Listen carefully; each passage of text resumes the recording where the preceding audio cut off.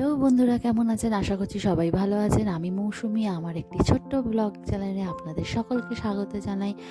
আর আমি সকালে উঠে গেছি, ছেলেকে স্কুলেও পাঠিয়ে দিয়েছি, আর এদিকে রান্নাবান্না শুরু করে দিয়েছি। আমার চ্যানেলে কোনো ভিউজ হয় না, আর সেইভাবে সাবস্ক্রাইবও হয় না। তার জন্য একটু মনটা খারাপ যে কী রে বাবা, আমি এরকম ভিডিও বানাচ্ছি তাও কিছু হচ্ছে না একটুখানি। অনেকে তো একটা দুটো ভিডিও বানিয়েই তাদের কত হাজার হাজার সাবস্ক্রাইবার হয়ে যায়। তাদের অবশ্য তারা হয়তো অনেক দিন ধরে অন্য কারো রিলেটিভস হবে, যারা ইউটিউব করছে তাদের হয়তো কোনো রিলেটিভস হবে। আমি তো কারোর রিলেটিভসও নয়, কিছু নয়, আমি তো ফার্স্ট টাইম হয়তো সেই। যাই হোক, আমি কি করব, হাউসওয়াইফ, এবার তো সেইভাবে তো রিলস ফিলস তো সেইভাবে বানানোর সময়ও পাই না। আর এই যে ব্লগস বানাচ্ছি সেটাও আমার সময় নেই। কিভাবে ক্যামেরা ফিট করব, কিভাবে এডিট করব সেটাও কিছু জানি না। আর কিভাবে কি করতে হয় সেটাও আমি কিছু জানি না। তাও একটা খুলে দিয়েছি একটা চ্যানেল ভগবানের নামে। ভগবান যা করবে তা দেখা যাবে। আর একটুখানি বরেরও তো একটুখানি চিন্তাটা দূর করতে হবে। বেচারা বর আমার, সে তো একা একা ইনকাম করে। তা আমি যদি একটুখানি তাকে সাপোর্ট করতে পারি, জানি না, এখনও অবধি জানি না, বেশি দূর ভেবে নিচ্ছি, কিন্তু এখনও অবধি জানি না, যদি ভগবান মুখ তুলে আমার দিকে চায়, যদি আমি একটুখানি কিছু সাকসেস পাই, তাহলে আমার বরেরও একটুখানি রিলিফ পাবে। সব সময় তো বরের ওপরেই ভরসা করে আমরা থাকি না গৃহবধূরা, যে বর কখন টাকা আনবে, বর কখন কিনে দেবে। তো আমি যদি নিজের ডিপেন্ডেন্ট যদি না হয়ে, যদি আমি একটুখানি কিছু ইনকাম যদি করতে পারি এটার থ্রুতে, তাহলে এর থেকে ভালো কিছু তো আর হয় না। আর আমার পক্ষে সম্ভবও না যে আমি আমার বাচ্চাকে ছেড়ে বাইরে গিয়ে টিউশন করব, বা হয়তো কোনো জায়গায় চাকরি করতে গেলাম, আমার পক্ষে সম্ভব না। কারণ আমার বাচ্চাকে দেখার কেউ নেই। আর আমাদের আমি কোনো আয়া বা কারোর ওপরে ভরসা করতে পারি না। বাবারে বাবা, তারপরে কোথায় রেখে দেবো, তারপরে তাকে ধরে মারবে, বা তো তার দুধ হয়তো অর্ধেক জল মিশিয়ে দিল, ওরে বাবারে বাবা, আমি এরকম পারবো না। তার দিয়ে বাবা একটুখানি খাঁটি ঘরে। আর যদি একটুখানি যদি ইউটিউবের যদি আপনাদের দয়া হয়, তাহলে একটু সাবস্ক্রাইব করে দেবেন, তাহলে ভালো হবে। এই যে সকালবেলা রুটি করতে বসে গেছি, রান্না তো হয়ে গেল, রুটি করতে বসে গেলাম। আর রুটি করতে করতে একটা ঘটনার কথা মনে পড়ে গেল। আমি যখন বাজার করতে গেছি নঙ্গি বাজারে, আমাদের পাশেই নঙ্গি বাজার, তো ওখানে ছাত্রসংঘ বলে একটা ক্লাব আছে। ওখানে অনেকগুলো লোক একসাথে মিলে গল্প করছে, যেরকম আড্ডা মারে না, সেরকম সাত সকালেই বসে গেছে তারা আড্ডা মারতে।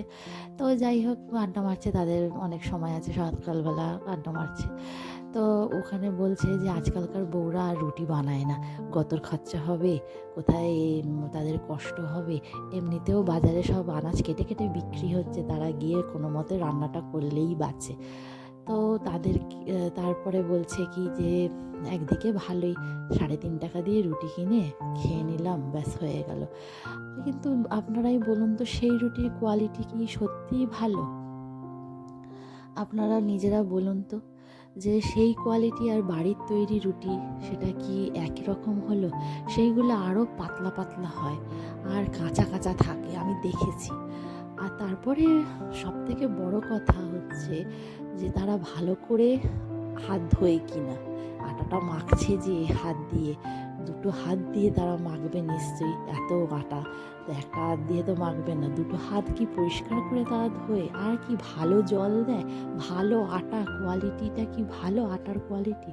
আমার তো মনে হয় না যে খুব ভালো কোয়ালিটির আটা দিয়ে তারা রুটি করে। হ্যাঁ, এবার কষ্ট তো হয় একটু রুটি বানাতে, করতে আমারও কষ্ট হয়, কিন্তু এই যে মনের দিক থেকে স্যাটিসফাইড আমি, যে হ্যাঁ, এটা ভালোভাবে আমি বানাচ্ছি, একদম পরিষ্কার পরিচ্ছন্ন, খাচ্ছি একদম তৃপ্তিভাবে। আর যেসব রুটিগুলো এরকম করে বানায়, আমার তো একদম ভালো লাগে না। এবার দেখুন, সবার তো সময় হয় না, যাদের সময় হয় না তারা কিনে কিনে খাবে, তাদের তো আর কিছু করারও নেই। কিন্তু যাদের সময় আছে, যারা বাড়িতে থাকে, তারা একটু কষ্ট করে বানিয়ে নিলেই হয়। যাই হোক, আমার হয়ে গেছে, সব রান্নাও হয়ে গেছে, রুটিও হয়ে গেছে, শিম আলুর তরকারি, রুটি আর ডিম সিদ্ধ দিয়ে দিলাম আমার বরকে খেতে। ও এইটাই খেয়ে যাবে অফিসে। আর এদিকে দুধ দিয়ে দেবো। দুধের মধ্যে আমি জ্যাগারি পাউডার দিই, চিনি দিই না। জ্যাগারি পাউডার আর হচ্ছে 3-4টে দিই আপনার খেজুর দিই, আর হচ্ছে ড্রাই ফ্রুটস পাউডার। সেই ড্রাই ফ্রুটস পাউডারটা আমি নিজেই বানিয়েছি, নিজেই বানিয়ে বাড়িতে আমি নিজেই বানাই, কেননা বাড়ির মধ্যে বানানো ওই ড্রাই ফ্রুট সত্যিই খুব ভালো হয়। কেননা বাইরেতে কী দিচ্ছে না দিচ্ছে আমি তো দেখতে পাই না। ইনগ্রিডিয়েন্টস তো অনেকগুলো লেখা থাকে, এই দিয়েছি, হ্যানা দিয়েছি, তেনা দিয়েছি, কিন্তু যে কী দিচ্ছে সেটা আমার তো জানা নেই। হ্যাঁ, এবার আমি যেটা দিচ্ছি সেটা আমি জানি যে হ্যাঁ আমি এই ড্রাই ফ্রুটসের মধ্যে এটা এটা দিয়েছি।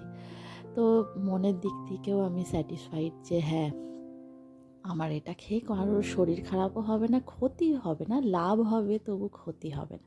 আমিও খাই, আমার বড় খায়, আর আমার ছেলেকেও এই ড্রাই ফ্রুটস পাউডারটা দিই।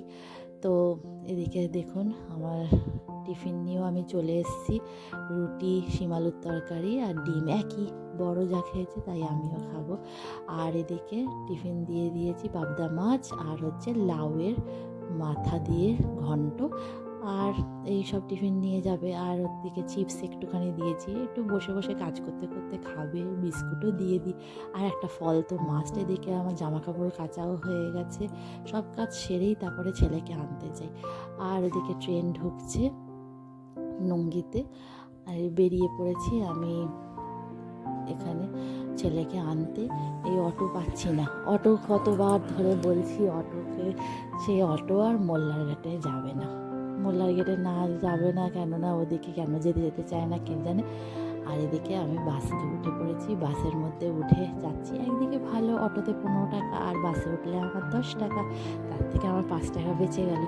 তো যাচ্ছি। এবার এই দেখুন স্কুলে পৌঁছে গেছি।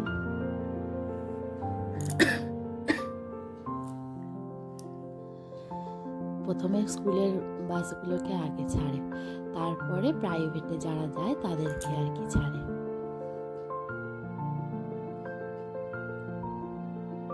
এই যে এবার আমি যাচ্ছি, গিয়ে এবার ওকে কার্ড দেখাবো, কার্ড দেখিয়ে এবার ওকে নিয়ে নেব। স্কুলের মাঠটা খুব বড়, বেশ সুন্দর।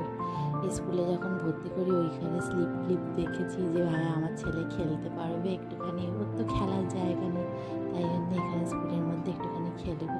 এই যে কাঁধে হাত দিয়ে আমি আর ছেলে হাঁটতে হাঁটতে আসলাম। আর এদিকে দেখুন এগুলো হচ্ছে শার্ট, বিভিন্ন শার্ট, এগুলো হচ্ছে এই অটো করে আসে। আবার বিভিন্ন সব বাড়িতে যারা যারা মহিলারা থাকে তারা এই শার্টের সুতো কাটে, বোতাম ঠিক আছে কিনা সেগুলো দেখে, চেক করে তারপরে আবার অটোটা বস্তাবন্দি করে নিয়ে চলে যায় কারখানায় নিয়ে গিয়ে এবার প্যাকিং হয়ে যায়। আর এদিকে আমি খেতে বসিয়েছি, ছেলেকে ভাত খাচ্ছে, ভাত খেতে খেতেই টিভি দেখছে বলেই আমার সুবিধা একদিকে, যে সবজি এতগুলো সবজি দিয়ে যেটা দেখেছেন লাস্টে মাছের তরকারিটা, সেটা হচ্ছে আমার ছেলের তরকারি, সেইটাই দিই, কেননা ও তো এমনিতে সবজি খেতে পারে না, মানে খেতে চায় না আর কি, তাই জন্য ওই তরকারির মাধ্যমেই আমি সবজিটা দিই, যাতে আমি ভাতের সাথে মাখিয়ে দিই।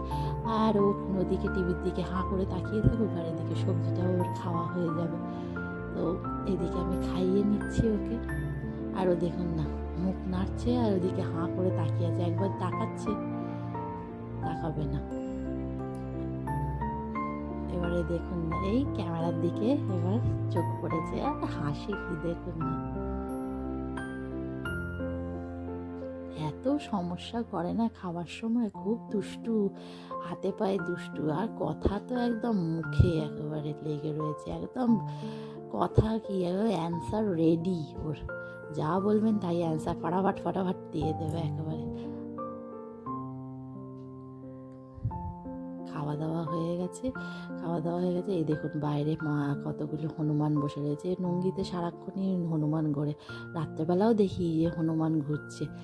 আর এই হনুমানের চক্করে বাইরে বেরোনো বা গেট খুলে রাখলেও খুব সমস্যা। যাই হোক, আমার দিনটা এইভাবেই কাটলো। আপনাদের যদি ভালো লাগে তাহলে লাইক, শেয়ার অ্যান্ড সাবস্ক্রাইব করে দিয়ে আর আমার পাশে থাকবেন। টাটা।